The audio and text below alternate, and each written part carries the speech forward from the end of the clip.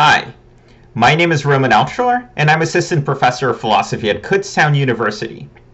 My presentation is titled Meaning, Multiculturalism, and Nationalism, and it is for the 2021 International Social Philosophy Conference, sponsored by the North American Society for Social Philosophy.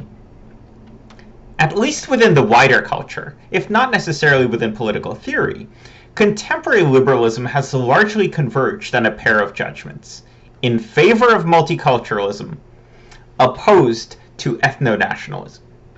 This is an eminently reasonable view. Insofar as multiculturalism involves the recognition of different cultural groups and respect for their traditions and practices, it serves the end of equal respect. But insofar as ethno-nationalism involves the valorization of one ethnic group at the expense of others, it violates that basic principle of respect. However, this position turns out to be harder to maintain than the above would suggest. The standard argument in defense of multiculturalism, known as the cultural argument or the cultural context argument, rests on the importance of culture to an individual's well-being or autonomy. But more or less the same argument can be applied to ethno-nationalism. Consequently, a number of far-right thinkers like Alain Benoit have turned to identity politics as support for ethno-nationalism. And similar trends have appeared throughout new right movements worldwide, with a focus on identitarian defenses of national culture.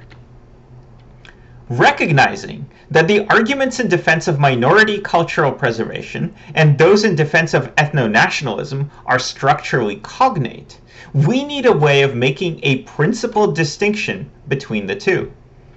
I propose an approach that takes up an oft-mentioned but rarely developed aspect of nationalism: its connection with meaning in life. Culture is the background through which we pursue meaningful lives, and thus a defense of culture is a way of preserving meaning. But nationalism aims to preserve meaning by limiting the meaningful avenues available to those within a culture.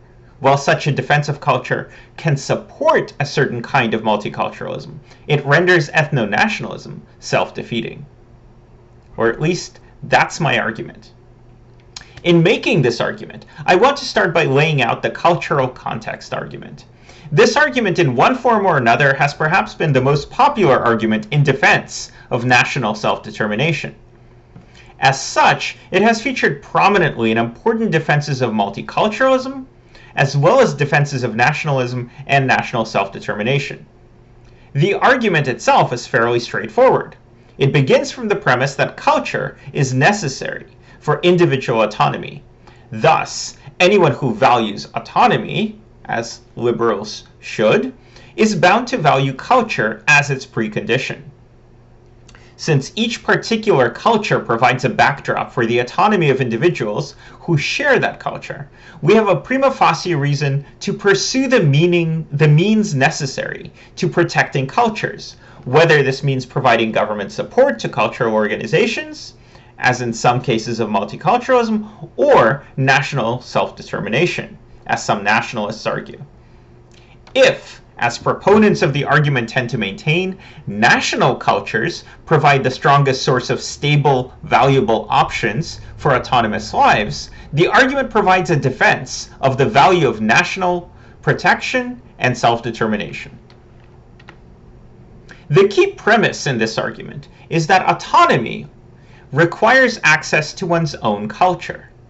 The claim is that autonomy requires that individuals have not only the absence of impediments to choice, but also an array of live choices and a framework within which such choices have value and meaning.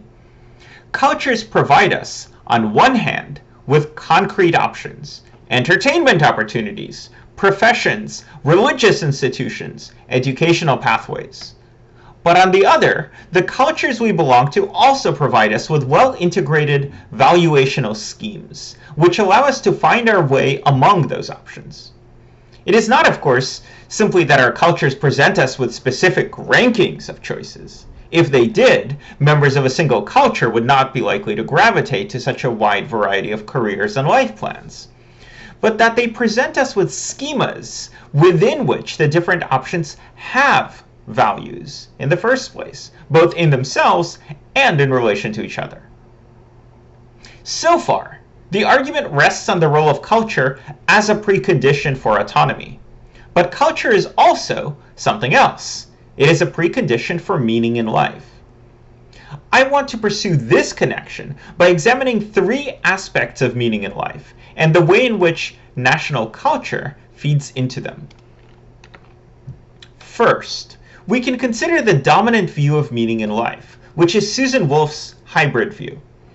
On this view, meaning in life arises from a combination of a subjective commitment to particular projects, together with those projects being aimed at something of objective value, or at least of a value that is independent of the subject's own attraction to it. And national culture can provide us with many opportunities to pursue value outside of ourselves, both by pursuing projects that the culture provides and by pursuing projects to support and strengthen the national culture itself. Moreover, since we're socialized into national cultures, we're likely to be subjectively committed to some number of projects that these cultures make available to us. Second, we can note that the meaning in life is not only a matter of being drawn to something of value. To find something meaningful, we must be committed not only to enjoying it for ourselves, but also to preserving it as an option for future generations.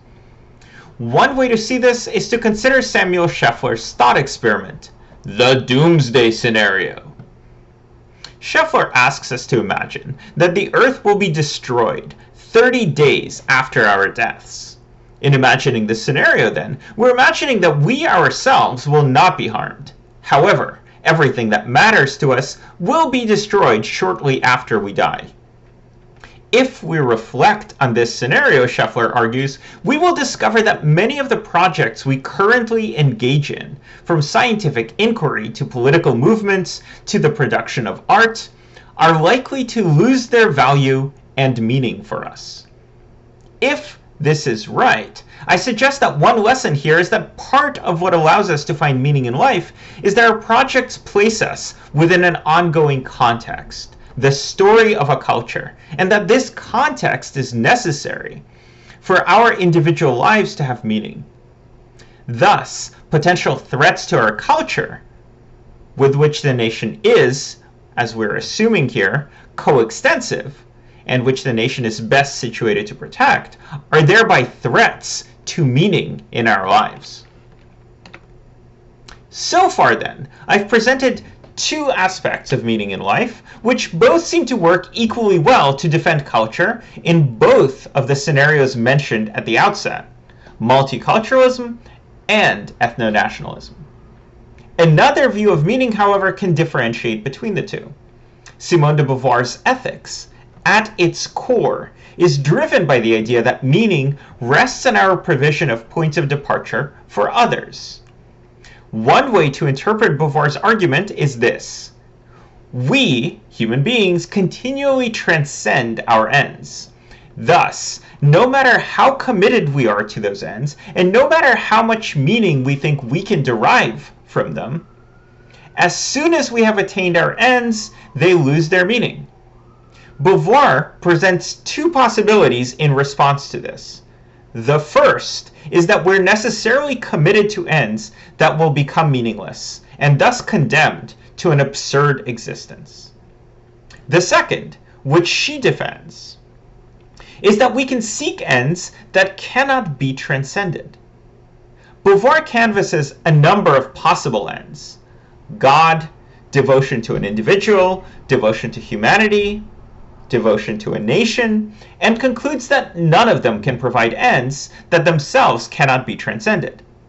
Since human freedom as such necessarily transcends every end, the only thing that cannot be transcended is freedom itself. We can thus seek meaning and avoid absurdity only by pursuing ends that are points of departure for other freedoms. This means, first, that our ends must at least be conducive to the freedom of others, and second, that they must not otherwise constrain the freedom of others, since others can genuinely take our ends as points of departure for themselves only if they can do so freely. This all too brief summary suggests a way to distinguish a defense of multiculturalism from a defense of ethno-nationalism. If we accept Beauvoir's picture, then it is not sufficient for meaningful life to pursue valuable ends, nor is it sufficient to commit oneself to strengthening the cultural framework that allows for those valuable ends. Rather, we must also pursue ends that can serve as points of departure for others' freedom. We can read multiculturalism as allowing just that, and a meaning-oriented defense of culture allows us to pick a particular view of multiculturalism.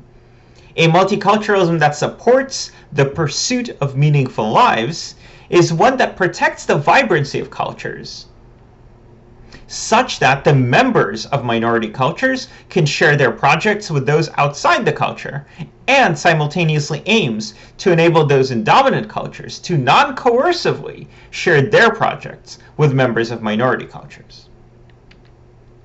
Ethno-nationalism, on the other hand, fails by these lights, since it limits one's contribution to the ends of those who share one's own culture, rather than human freedom more broadly. Thus, while ethno-nationalism can allow for some measure of meaning, by allowing individuals to pursue valuable ends and to protect the framework within which those ends have value, it also undermines meaning by preventing one from sharing projects with others. If we expand the cultural context argument, then, into an argument based not simply on autonomy, but on meaning in life, then we find the argument can allow us to differentiate between a defense of multiculturalism and a defense of ethno-nationalism, thus allowing us to defend one without the other. Thank you.